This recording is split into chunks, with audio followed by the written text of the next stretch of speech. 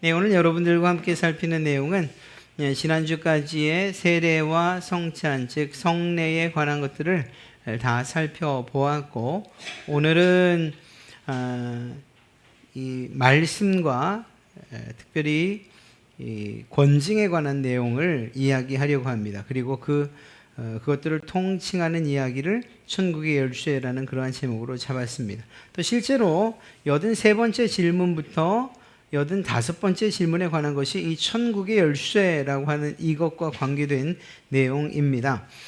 자, 질문은 이렇죠. 천국의 열쇠란 무엇입니까? 그 대답은 거룩한 복음의 설교와 회개를 위해 시행되는 기독교 권징입니다. 즉 이 두 가지를 통하여 천국의 문은 복음 전파와 권징을 통하여 신자들에게는 열리고 불신자들에게는 닫히는 것입니다. 이렇게 기록하고 있습니다. 이미 답을 우리에게 알려주고 있죠. 두 가지입니다. 복음의 설교와 권징, 이 두 가지가 성경에서 말하는 천국의 열쇠다, 이렇게 이야기하고 있습니다. 열쇠라는 것이 무엇을 의미합니까? 누군가 여러분에게 이건 당신 것입니다 라고 말하며 아파트 열쇠를 주었어요. 또 자동차 열쇠를 줬어요. 그러면 열쇠를 받은 겁니까? 아니면 그보다 더 큰 것을 받은 겁니까? 그렇죠. 아파트 열쇠를 준다는 것은 아파트에 대한 소유권을 넘기겠다는 것이고, 자동차 열쇠를 줬다면 자동차에 대한 소유권을 넘기는 것이죠. 그런 점에서 이 열쇠는 권세 혹은 권위 또는 소유권을 의미합니다. 이사야서 22장 22절에 보면 내가 또 다윗의 집의 열쇠를 그의 어깨에 두리니 그가 열면 닫을 자가 없겠고 닫으면 열 자가 없으리라. 자, 여기에서 다윗의 집의 열쇠라고 할 때 이 열쇠는 무엇을 의미하는 것입니까? 다윗의 왕권을 의미하는 거지요. 그러니까 왕의 권위, 왕의 권세를 너에게 주겠다, 이렇게 이야기하고 있는 것입니다. 그러니까 단순히 열쇠라고 해서 무엇인가를 열고 닫고 하는 그런 의미라기보다는 권위와 권세 혹은 소유권을 의미한다. 또 계시록 1장 18절에도 이야기하고 있습니다. 곧 살아있는 자라 내가 전에 죽었었노라 볼지어다 내가 세세토록 살아있어 사망과 음부의 열쇠를 가졌다라고 기록되어 있어요. 계시록 3장 7절에서는 빌레델비아의 교회의 사자에게 편지하라 거룩하고 진실하사 다윗의 열쇠를 가진 이 곧 열면 닫을 사람이 없고 닫으면 열 사람이 없는 그가 이르시되 예수께서는 사망과 음부의 주인이시고 하나님의 집의 주인이라는 그러한 의미다. 무슨 말씀입니까? 앞에 말하고 있는 사망과 음부의 열쇠라고 한다는 것은 사망과 음부의 주인이 누구냐? 바로 예수 그리스도이시다.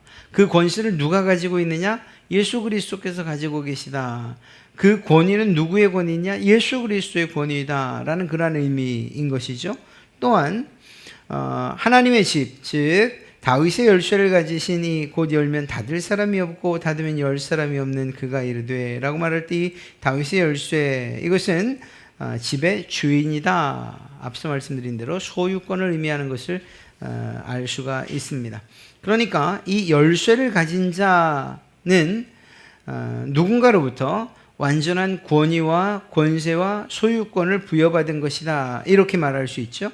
바꿔 말하면 누군가에게 이 열쇠를 준다라고 하는 것은 그에게 완전한 권위를, 모든 것들을 일임한다는 그러한 의미인 것입니다. 권세도 주고 권위도 주고 소유권도 주고. 그런데 이것을 오늘 누구에게 줬는가, 이것이 이제 문제죠. 교회 역사적으로 이 열쇠를 맡은 자, 예수님께서 마태복음, 오늘 우리가 읽은 마태복음 16장 18절부터 20절까지의 천국의 열쇠를 누군가에게 줬는데 그 누군가에게 준 것은 과연 누구를 의미하는가에 대한 의견들이 분분하고요. 그것에 따라서 아주 전혀 다른 방식의 그러한 신앙생활이 이루어지고 있는 것을 보게 됩니다. 결론적으로 말씀드리면 우리는 이 권세를 어떤 개인이나 또 어떤 사도들 혹은 또 무리들에게 준 것이 아니다, 이렇게 이야기를 합니다. 그러니까 사도나 혹은 교황이나 혹은 주교들에게 준 것이 아니다라는 사실을 우리는 믿고 또 주장합니다. 그러면 조금 더 자세히 살펴보면 이렇습니다. 베드로는 마태복음 16장 16절에서 위대한 신앙 고백을 하고 있지요.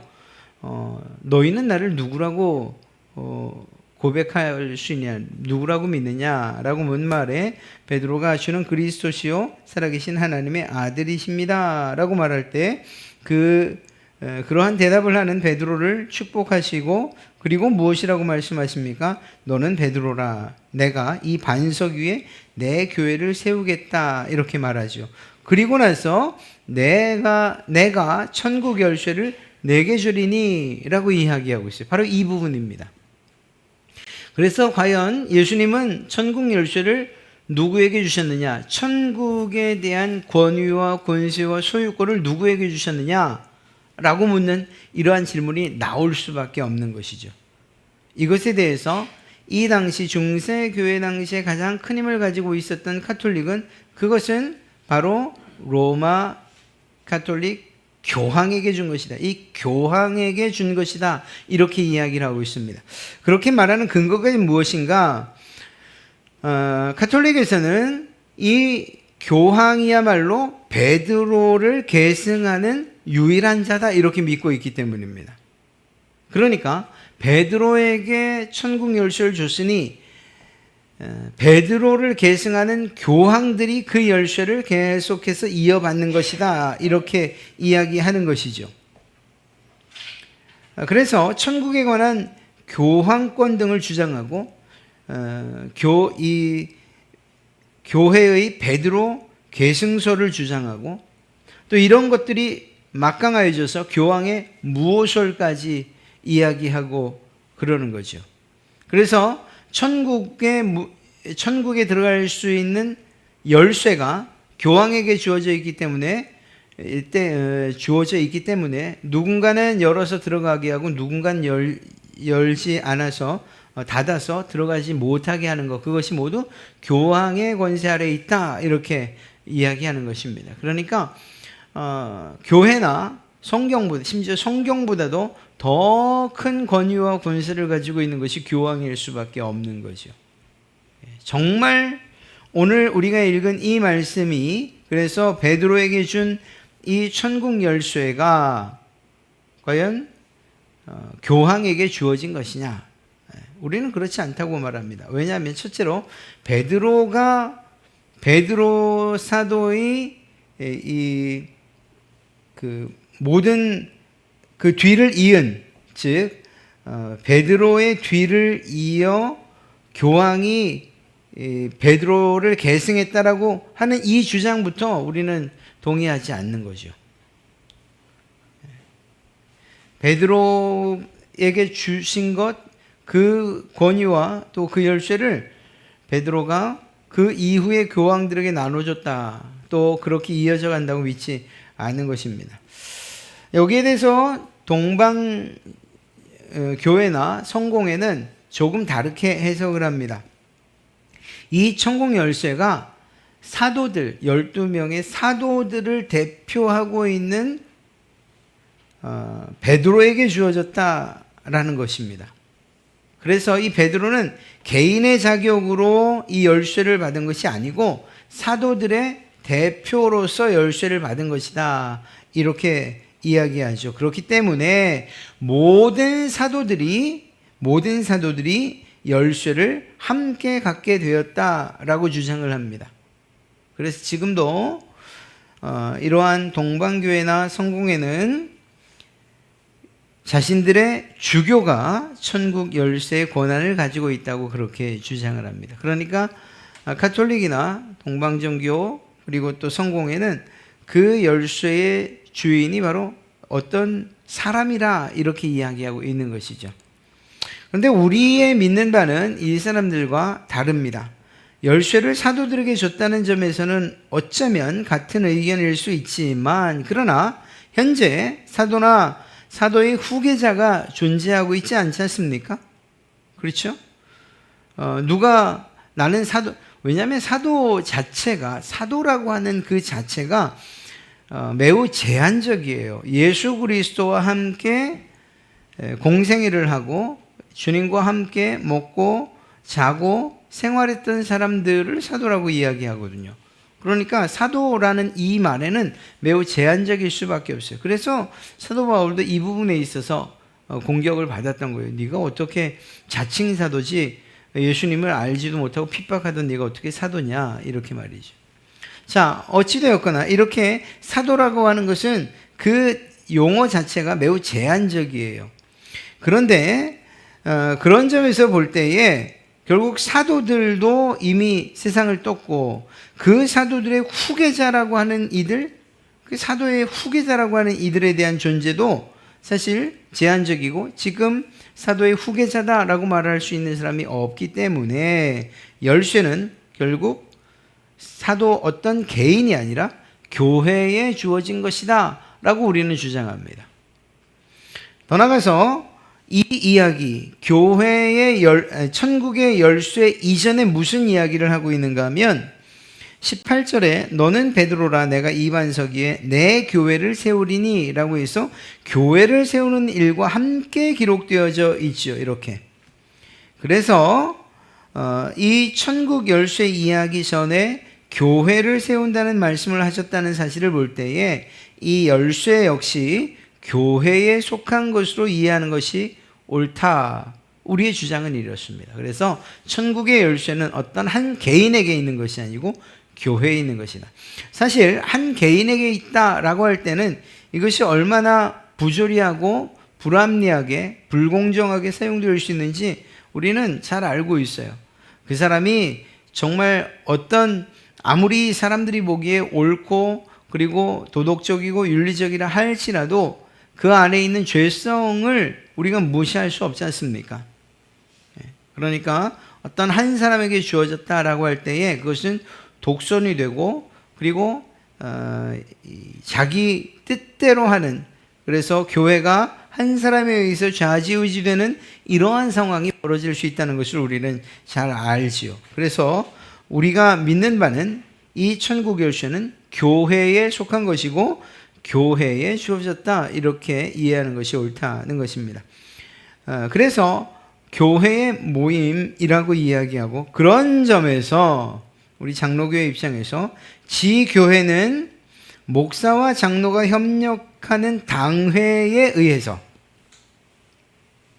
또 지역교회들은 그 지역교회의 모임인 노회에 의해서, 또 나라 전체로 볼 때는 노회들이 모여서 이루어진 총회에 의해서 다스려지게끔 되어 있다.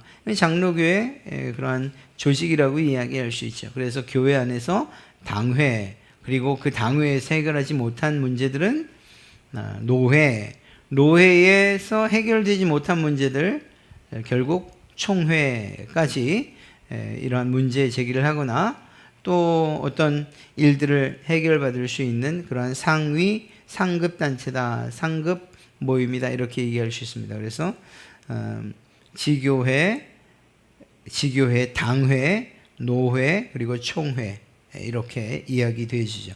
이렇게 해서 교회 권세가 어떤 한 사람에 의해서 남용되어지거나 횡포가 되지 않도록 우리 장로교에서는 이러한 모든 천국 열쇠가 교회에, 이 당회나 혹은 노회나 혹은 총회에 주어졌다, 이렇게 이야기를 하고 있습니다. 그리고 이 천국의 열쇠는 결국 두 가지를 말하는데, 올바른 즉 복음의 설교와 회개를 위한 기독교 권징이다. 이 두 가지, 설교와 권징이라는 형태로 천국의 권세와 권위와 그리고 소유권이 우리에게 주어졌다, 이렇게 이야기하고 있는 것이죠.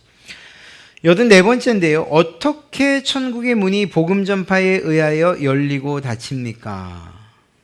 그것은 그리스도의 명령에 따라서 이루어집니다. 즉 모든 신자들이 참된 믿음으로 복음의 약속을 믿을 때 하나님께서 그리스도의 공로로 말미암아 그들의 모든 죄를 용서해 주신다는 것을 사람에게 공적으로 선포하고 선언함으로써 천국의 문은 열리는 것입니다. 그러나 불신자들과 위선자들에게는 그들이 회개하지 않는 한 하나님의 진노와 영원한 저주를 받게 된다고 공적으로 선포하고 선언함으로써 천국의 문은 닫히는 것입니다.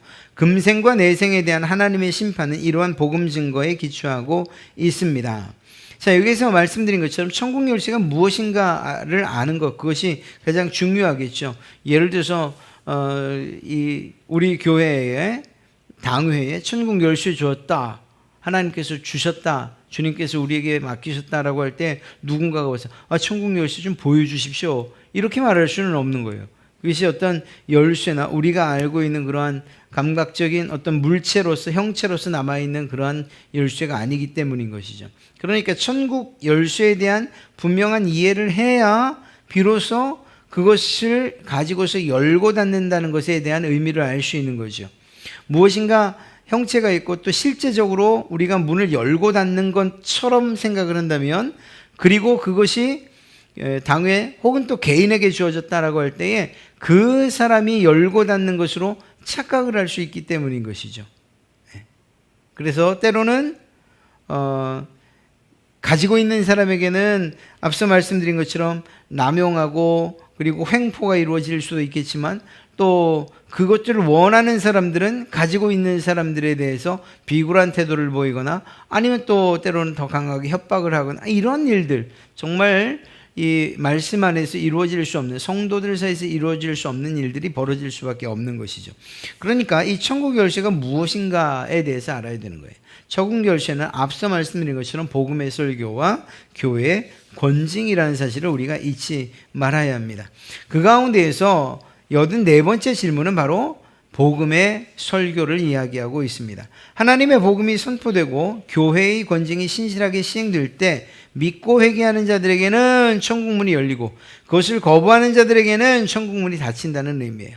이건 누군가가 열어서 열리고 누군가 닫아서 닫히는 것이 아니고, 물론 이제 권징으로 가면 강제로 닫혀지는 것 같은 이러한 상황이 벌어지기도 합니다. 그러나 일반적으로 그 모든 사람, 각각 개개인들이 자기 앞에 놓여진 천국문이 열리고 닫히는 것에 대해서 충분히 알 수 있는, 인지할 수 있는 것이라니까요. 하나님의 말씀이 선포되어질 때에 그것에 대해서 마음 가운데서 거부하고 거절하고 회개치 않고, 이것은 누가 보아도 천국문이 닫혀져 있는 상태라고 이야기할 수 있죠. 강제로 열 수도 없는 그러한 상황인 것입니다. 그러나 누가 봐도 저 사람이 하나님의 말씀을 듣고 마음의 깨우침과 그리고 뉘우침, 회개를 가지고서 통곡을 하고 울고, 그리고 더 나아가서 하나님께 자신의 구원을 위해서 간절히 기도한다? 그러면 그 말씀을 통해서 그것이 열쇠가 되어서 천국문이 열리는 것과 같은 이러한 일이 벌어지는 것이죠. 이런 방식으로 우리가 이해를 해야 되는 것이지, 자, 제가 오늘 몇 시부터 마침 홈플러스 세일하는 것처럼 몇 시부터 몇 시까지 천국문 열겠으니까 오십시오, 이렇게 말할 수 있는 것은 결코 아니라는 거예요. 천국 열쇠는 올바른, 즉 복음의 설교다.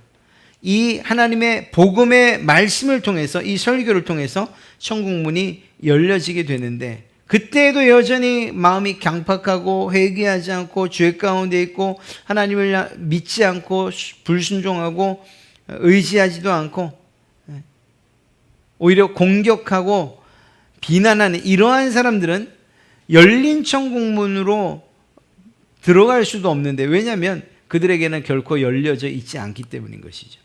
말씀을 듣고 그 말씀에 반응하고 회개하고 하나님 그분의 은혜에 대하여 찬송하고 감격하는 그들에게는 문이 열리는 것이고, 그러니까 다시 말씀드리지만 어떤 한 사람의 권위나 권세를 가지고서 천국문 열었습니다, 이제 닫았습니다 라고 말하는 것이 아니라는 거예요. 오늘 성경에서 말하고 있는 것은 바로 이러한 설교를 통해서, 복음의 설교를 통해서 하나님께서 우리 앞에 열린 천국문을 이 천국문을 열어주시고 또 그곳을 우리로 하여금 들어가게 하시는, 그래서 하나님께서 궁극적으로 하나님께서 여시는 그러나 그 수단은 바로 복음의 설교라는 것이죠. 자, 복음의 설교라는 것은 무엇을 의미합니까? 교회 밖엔 구원이 없다고 말해요. 보통 우리가. 여러분들도 그렇게 믿죠? 교회 밖에는 구원이 없습니다. 이렇게 말할 때에 그러면 교회 안에 들어와 있으면 구원이 있는 거구나. 저 문을 나가면 구원이 없고 저 문을 들어오면 구원이 있는 것이구나. 그럼 난 이 교회 안에서 살아야겠구나. 이런 걸 의미하는 것은 아니라는 것을 잘 아시죠?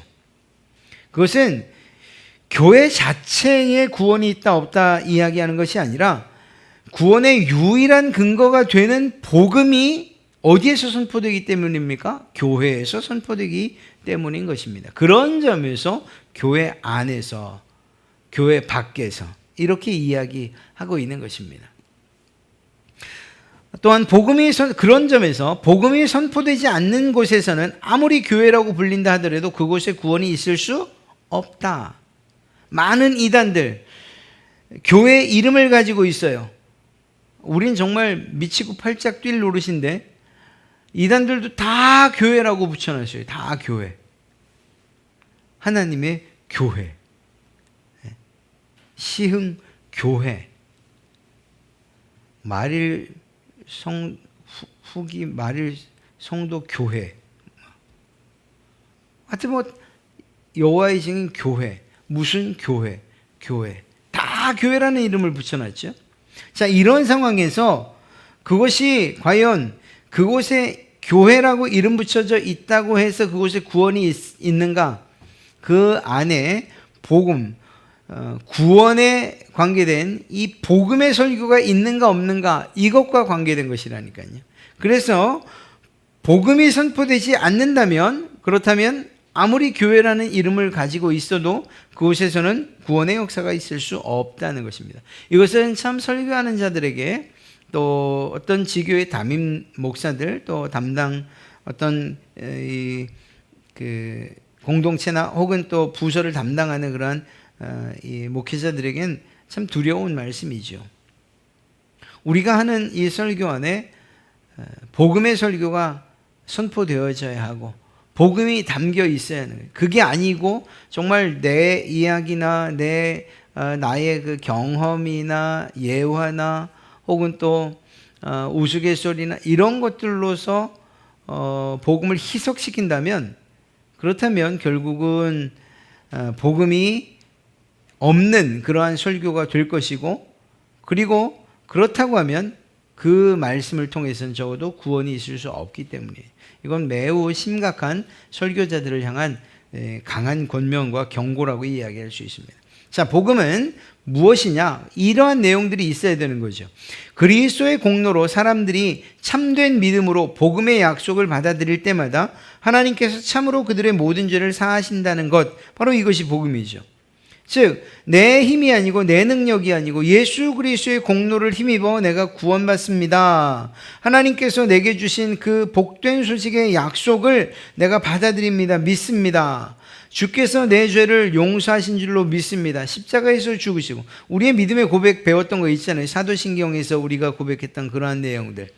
이러한 내용들이 충실하게 담겨져 있는 설교가 복음의 설교이다라는 것입니다. 이러한 설교를 통해서 천국문이 열린 것을 성도들은 발견하게 될 것이라는 것입니다.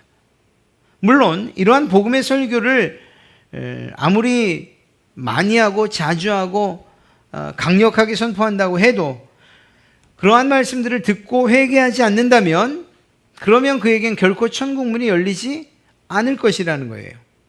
그리고 남는 것은 하나님의 진노와 영원한 정죄만이 남을 것이라는 사실이죠.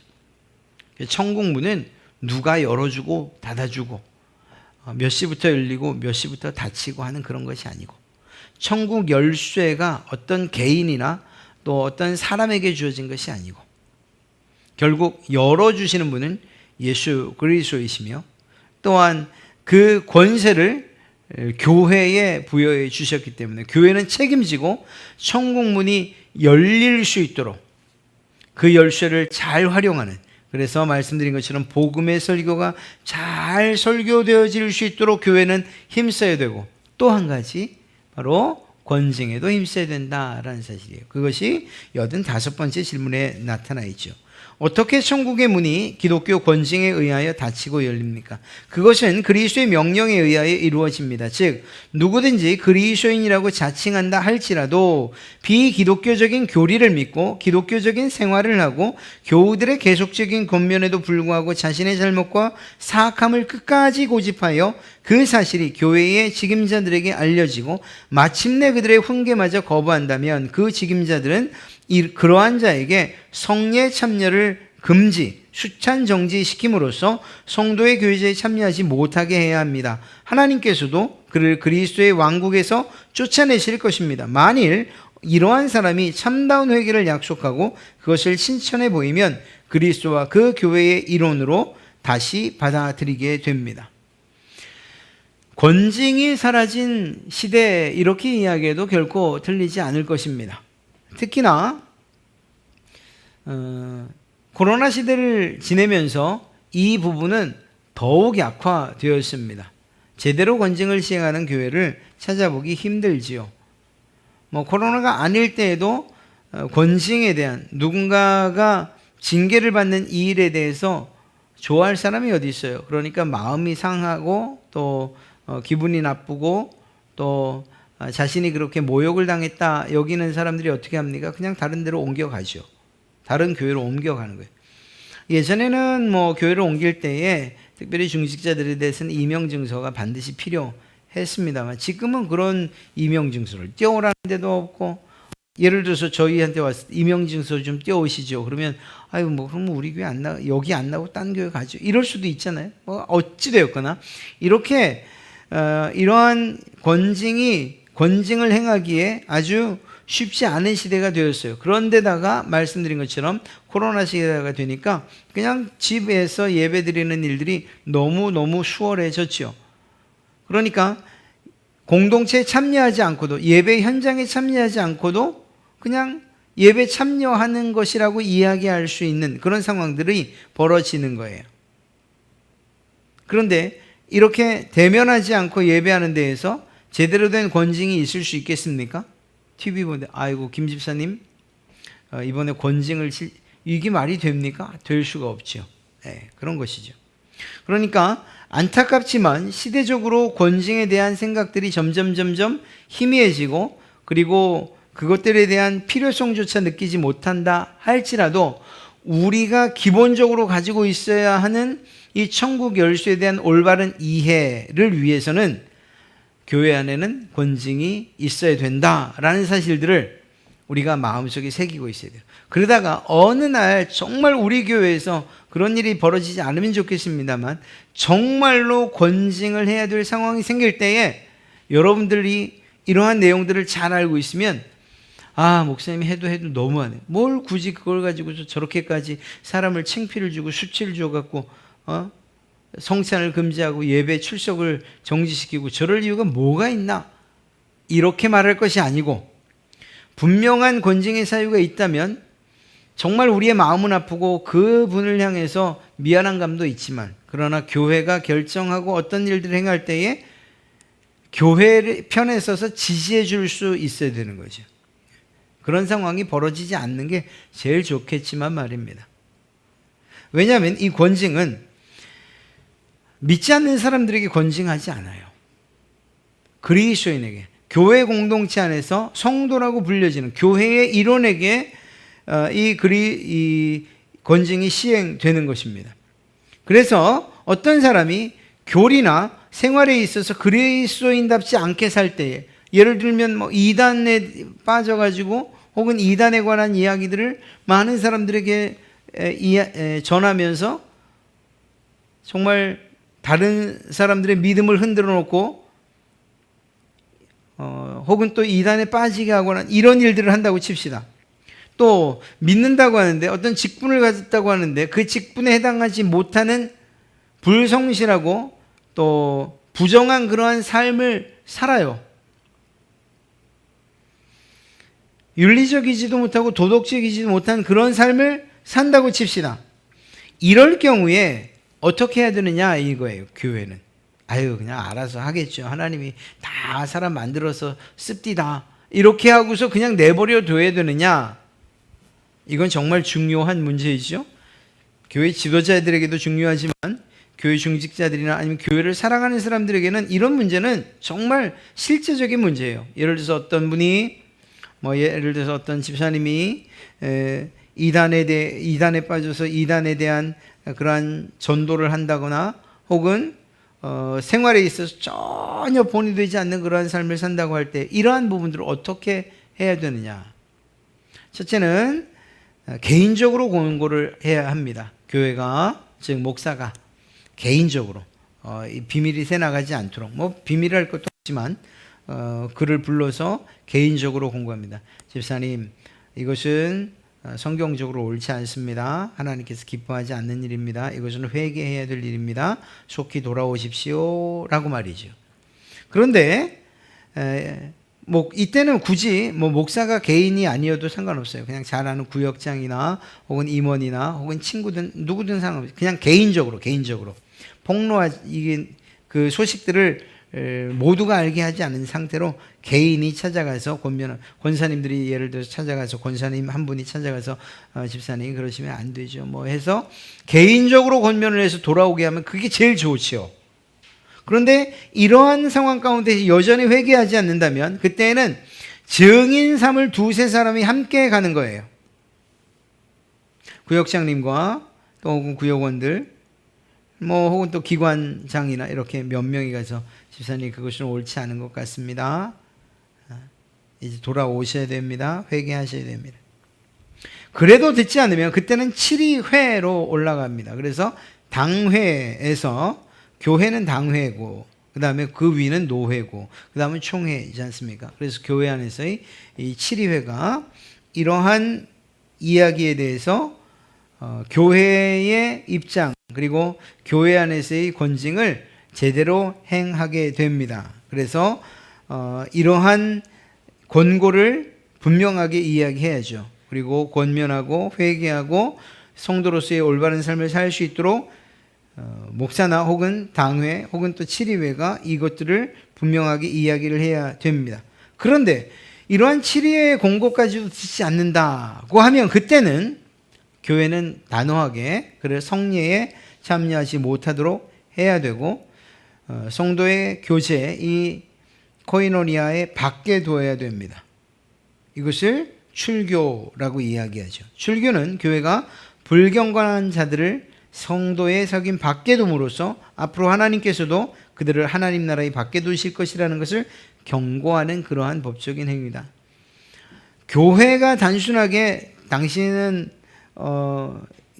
근신하십시오 이렇게 해서 출교를 명령한다고 할 때에 그것이 단순하게 내가 여기 아니면 교회가 없나 해서 갈 만한 문제가 아니라는 거예요.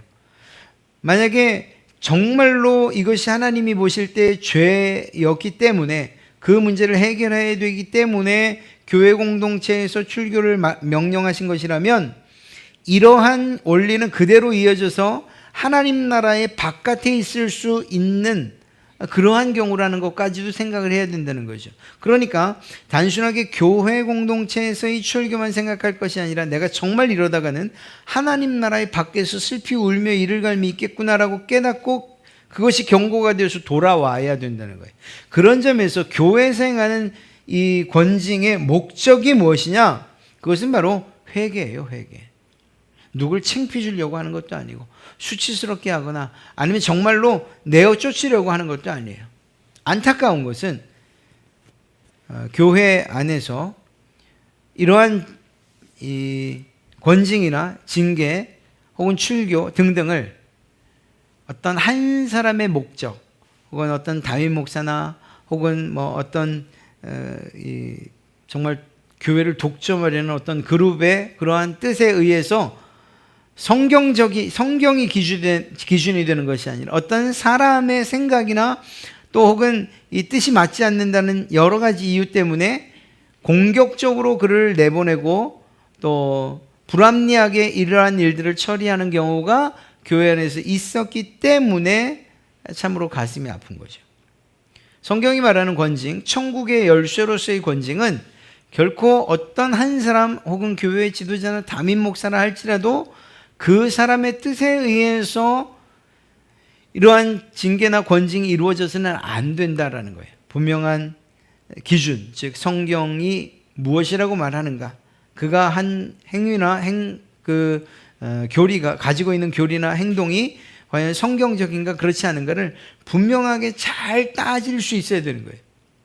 그렇지 않고 단순한 감정이나 어떤 악한 목적을 가지고서 이 사람은 나와 뜻이 맞지 않으니까 나랑 있으면 내가 힘을 쓸 수 없어, 내보내야지, 징계, 권징, 출교, 이렇게 해서 어떤 이 악한 목적이나 계획에 따라서 그런 일들을 저지른다면 그것은 결코 올바른 권징의 시행이라고 말할 수 없고, 그러한 것들을 가지고서 천국 문을 열고 닫는다 이렇게 말할 수는 없는 것입니다.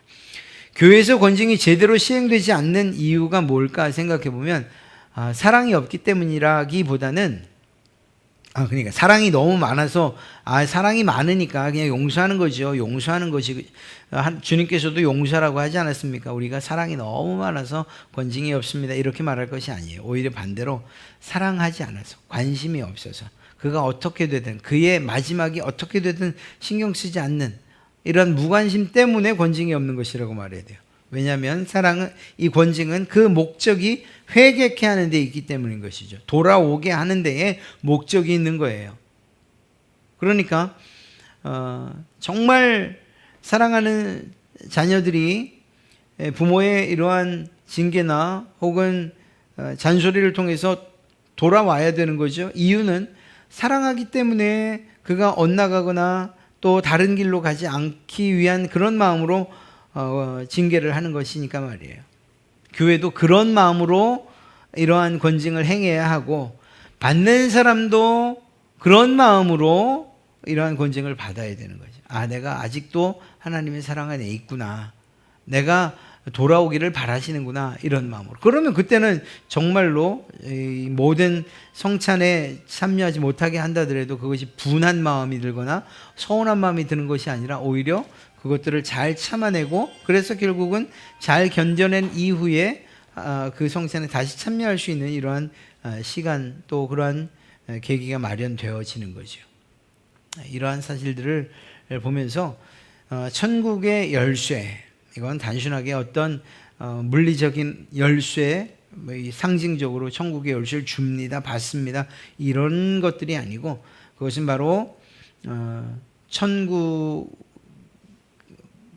그러한 소유 혹은 또 권세 혹은 권위, 이러한 것들을 이야기하고, 그것들이 열리고 그것들을 누리는 방법은, 그리고 수단으로 주신 것은 복음의 설교와 올바른 권징이다, 이 사실인 거예요. 이 두 가지를 통해서 우리에게 천국의 열쇠를 주셨다. 그리고 그것은 어떤 한 개인에게 주신 것이 아니고 교회, 공동체, 그리고 어떤 회에 주셨다. 그래서 교회 안에서의 당회나 노회나 총회, 안타까운 것은 사람들이 모였기 때문에 그런 것들조차도 왜곡되어지고 하나님의 뜻을 자기의 편의에 따라서, 이익에 따라서 굽게 판단하는 이러한 악한 사람들이 여전히 있기 때문에 오히려 하나님의 정의와 공의가 이렇게 먹칠을 당하고 있지만, 그럼에도 불구하고 성경은 분명히 그렇게 우리에게 이야기하고 있습니다. 바라기는 우리 갈릴리 교회가 이러한 부분들에 대한 분명한 이해가 있어서 천국의 열쇠에 대한 분명한 확신, 즉 말씀을 통해서, 복음의 설교를 통해서 천국의 열쇠, 또 올바른 권징을 통해서 천국의 열쇠, 그래서 그것들이 어떤 사람들에게 천국의 문이 열리고 또 때로는 닫히고 하는, 이렇게 이 천국의 열쇠가 사용되어진다는 사실들을 우리가 좀 알면 좋겠습니다. 천국의 열쇠에 대한 문제는 사실 잘 이해하지 않으면, 그러게 천국의 열쇠가 도대체 뭐지? 라고 이야기하고, 더 나아가 베드로에게 주었다는 이 사실, 그래서 가톨릭에서 주장하는 교황이야말로 베드로의 계승자다라고 하는 이러한 터무니없는 그런 주장에 동조하게 되는 이러한 일들을 막게 될 것입니다. 결코 베드로나 또 혹은 그의 후계자로서의 교황에게 주어진 것, 개인에게 주어진 것이 아니고 또 어떤 주교에게 주어진 것이 아니고 교회에 주어진 것이다. 그리고 그것은 단순하게 어떤 형식이나 혹은 또 형체가 있는 물질적인 것이 아니고 권세나 권위 그리고 소유권을 의미하는 것이다. 그리고 그것을 여는 천국을 여는 그 열쇠는 바로 복음의 설교와 또 권징으로 우리에게 주셨다라는 사실들을 마음에 새기시면 참 좋겠습니다. 이러한 것들이 분명히 있을 때에 뭐 권징에 대한 부분들, 그래서 그것들이 실제로 그런 것들이 이루어질 때에 마음, 이러한 생각이 있는 분들은 마음이 상하거나 또 상처 입지 않고 오히려 교회 뜻에 잘 따를 수 있고, 또 권징을 행하는데 어떤 개개인의 사사로운 목적을 가지고서 권징을 행한다 그럴 때는 그것이 옳지 않다고도 분명히 이야기할 수 있어야 하는 것이고요. 또 설교에 대해서도 설교에 대한 가타부타 어떤 뭐 말투나 뭐 기술이나 이런 것들이 아니라 정말 이단적인 이야기를 하거나 복음이 아닌 것들에 대해서 만약 설교되어진다면 그것들에 대한 분명한 판단을 할 수 있는 것, 그것도 중요하죠. 왜냐하면 천국의 열쇠로서 우리에게 주신 것 가운데 하나이기 때문입니다. 이러한 구분들을 여러분들이 잘 해낼 수 있는, 그리고 또 그런 교회가 정말 여러분들이 섬기는 그러한 교회가 되어야 하지 않겠습니까? 이러한 점들을 생각하면서 신앙의 기준들이 흔들리지 않아서 마지막 때에 올바른 교회, 그리고 그 교회에서 하나님께 헌신하고 충성하는 그러한 여러분들 되시기를 주님의 이름으로 축복합니다.